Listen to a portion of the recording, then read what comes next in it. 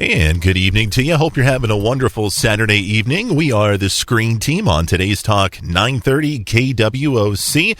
We're being, we're on the AM, we're on the FM, we're all over the place, and we're also streaming worldwide right now at www.kwOC.com.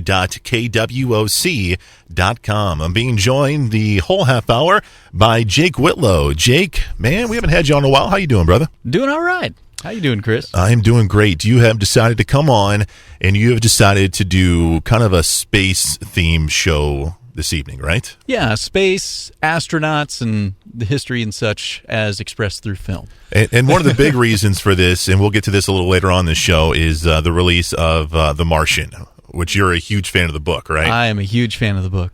Burned up the audio book I don't know how many times. So excited. I was excited to get to see that one. Well, cool. We'll get to that a little later on in the show. We'll also be reviewing Apollo 13 with Tom Hanks. But our first selection is a very interesting selection. It's called A Trip to the Moon.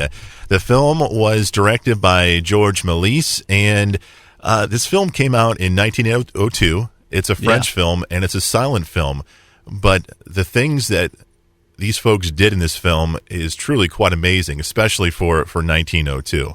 Definitely. And I got really interested in George Méliès after watching the movie Hugo, which kind of features is kind of a feature, and Scorsese's kind of nod to the early, special effects filmmakers.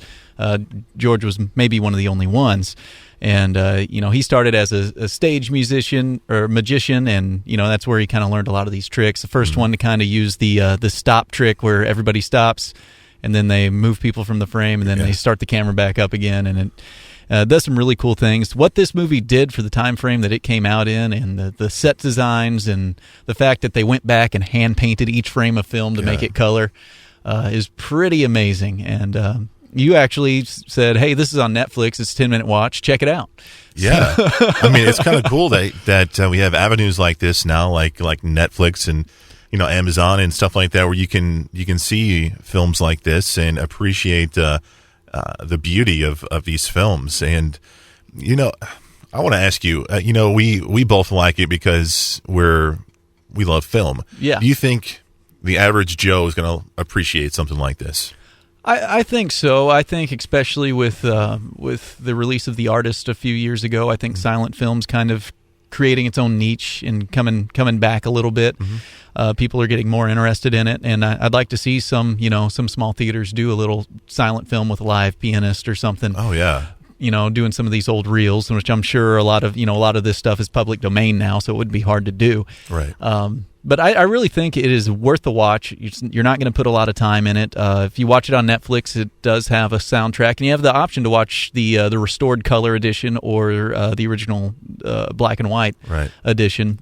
And they did a modern band called Air did the more modern soundtrack to it. So you're not going to get you're not going to think of the piano roll thing you usually think when you think of a Chaplin film or a Buster Keaton film or something like that. And the music is really, really, I don't want to say weird, but it's interesting. I guess it kind of goes with the film a little bit. It goes really well with the film, with the special effects, the storytelling without any dialogue, without any text on screen. It does a lot, and you can actually watch quite a few of George Méliès films on YouTube or I don't know if there's a whole lot of them on Netflix. I think A Trip to the Moon is the only one, but they're worth checking out. I mean, they're 10 to 20 minutes on these films, and they were made in the earliest days of moving pictures, so they're worth checking out. A lot of things he did look like magic, and they're I think at looking at the time period, they hold up to today's special effects. Oh, I agree with you 100%, and that's what makes it even more amazing is that they were doing this in the early 1900s. You said he was a stage magician, and you can see that in the film. He does so many, sleight of hand tricks with the film that it's quite amazing. And the fact that with the color edition of the film, how they, like you said, just colored in each and every frame. I mean, can you imagine how long that took to do that? It took hours. If you want to get it done right, you have to do it the hard way. So they didn't have the option for color at the time. So I mean, cameras were new. Even film, still picture cameras were not, that that old of a thing at that time. So right. They did a lot. It's amazing watch. It does really well to tell a story without any dialogue. The music fits it well, although it's modern. I'm sure there's probably some editions of the film somewhere where you can catch it with like a piano roll if you want that more silent movie kind of watch. But this film probably was originally screened without any music. Yeah, you're probably right. And one of the cool things is I think in the very first text in this film, they tell how they found the film. Like this film, or at least the restored copy or the color copy, was lost, correct? Yes. One of the copies was lost for 50, 60 years, and somebody found it in their basement or attic or something like that, and they brought it to somebody's attention, and it was re-released, and now we get to enjoy it. I mean, something cool like that could be in your basement, Jake. Yeah.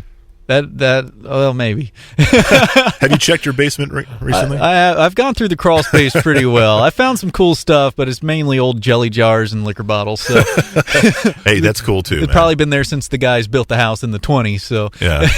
So it's pretty cool to find that stuff. But it's amazing what they did at the time, and it's kind of a tragedy because World War I kind of.